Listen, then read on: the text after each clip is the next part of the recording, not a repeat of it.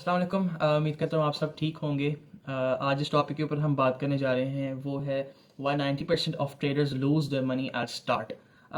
इसमें कुछ basic mistakes हैं, कुछ बेसिक पॉइंट्स हैं जिनके ऊपर आज हम बात करेंगे और हम इन चीज़ों को डिस्कस करेंगे कि कौन सी ऐसी बेसिक मिस्टेक्स हैं, कौन से ऐसे बेसिक पॉइंट्स हैं जिनको हम अवॉइड करके एक लूजिंग ट्रेडर से एक प्रॉफिटेबल ट्रेडर आप बन सकते हैं। फर्स्ट पॉइंट तो इसका ये है कि lack of trading education.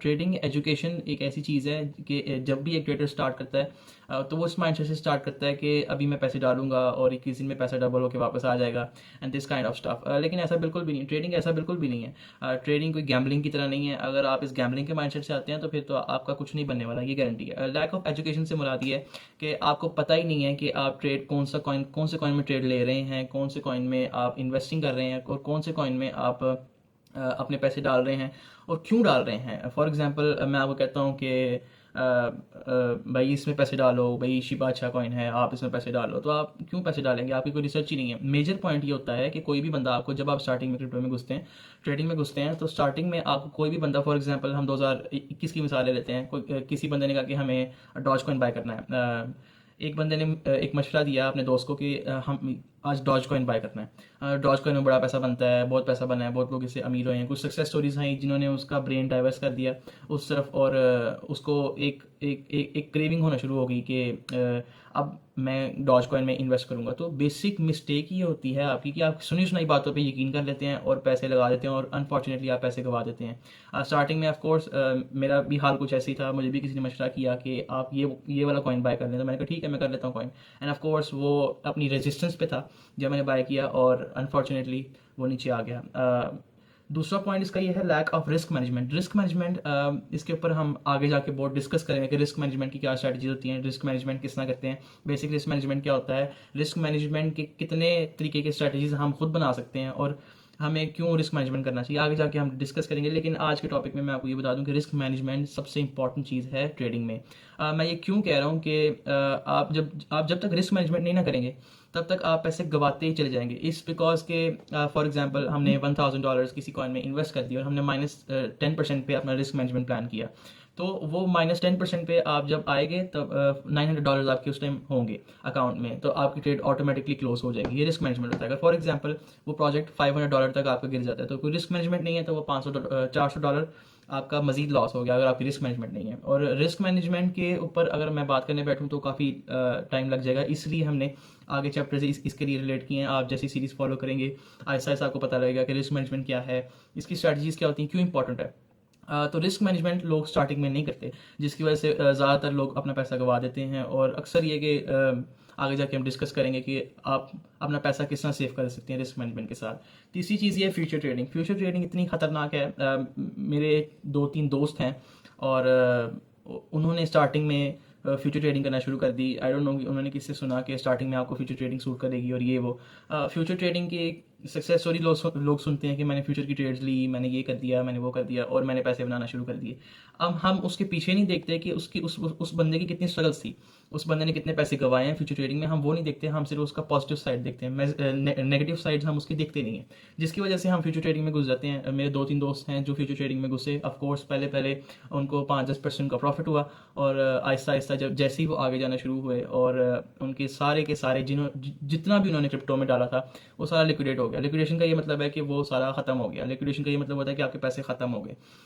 Future trading starting में आपको बिल्कुल सूट नहीं करती और स्पॉट भी नहीं करती।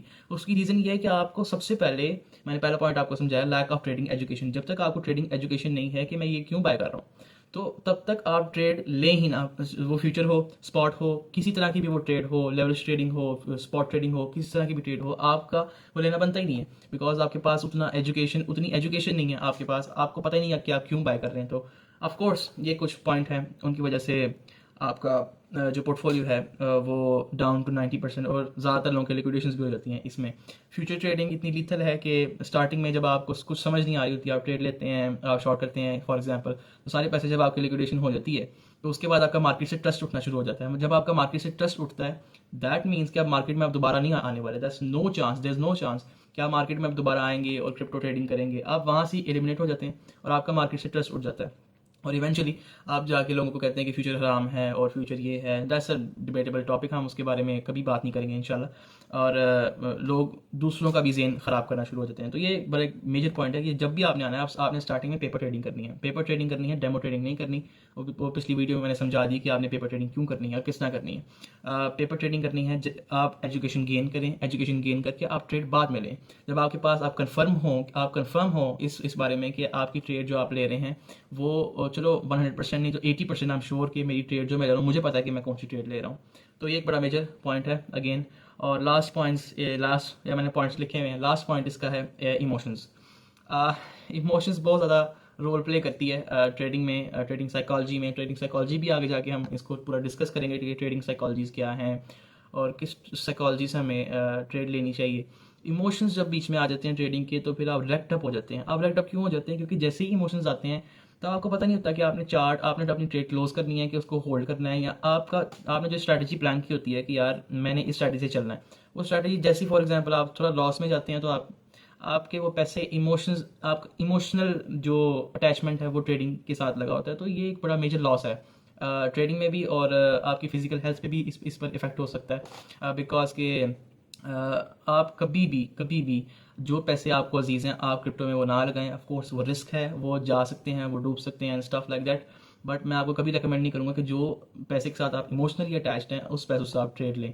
बिकॉज के उन पैसों का पता नहीं, लिक्विडेशन हो सकती है, लॉस हो सकता है। और या उधार से ना लें या किसी की इन्वेस्टमेंट से ना लें आप ट्रेड्स। आप अपने पैसों से लें, 5,000 की लें, 5,000 रुपया आपके पास है, चलो 5,000 नहीं चलो 2,000 की भी ट्रेड लें, क्योंकि आप सीख रहे हैं, आपकी लर्निंग प्रोसेस है। एक ना एक दिन तो पैसा आएगा और फिर आप क्रिप्टो में लगाएंगे तो तब उस टाइम पे पता होगा कि आपने कौन सी ट्रेड ली है। और मेरे पास पैसे भी हैं इस टाइम पे। तो ये 4 मेन पॉइंट्स तो इसमें बहुत ज़्यादा हैं कि क्यों लोग अपना पैसा इसमें गंवाते हैं। बट फ़िलहाल के लिए इतना ही। और मुझे इजाज़त दीजिए।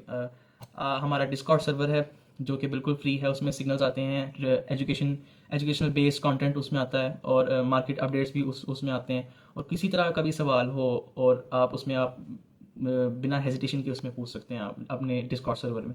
डिस्कॉर्ड का लिंक बायो में होगा। आप और सोशल मीडिया अकाउंट्स को भी फॉलो कर सकते हैं। अगर कंटेंट पसंद आया तो आप सब्सक्राइब का बटन नीचे है, आप उसको भी दबा सकते हैं। और सोशल मीडिया प्लेटफॉर्म्स भी हैं, इंस्टाग्राम, ट्विटर। अगर आपको वीडियो पसंद आई तो लाइक कर दें, और अगर आपको कंटेंट पसंद आ रहा है, ये सीरीज़ पसंद आ रही है, तो आप चैनल को सब्सक्राइब करके बेल नोटिफिकेशन ऑन कर लें ताकि लेटेस्ट वीडियो का अपडेट आपको मिले और उससे आप फ़ायदा उठा सकें। आज के लिए इतना ही। इंशाल्लाह अगली वीडियो में मुलाकात होगी। अल्लाह हाफिज़।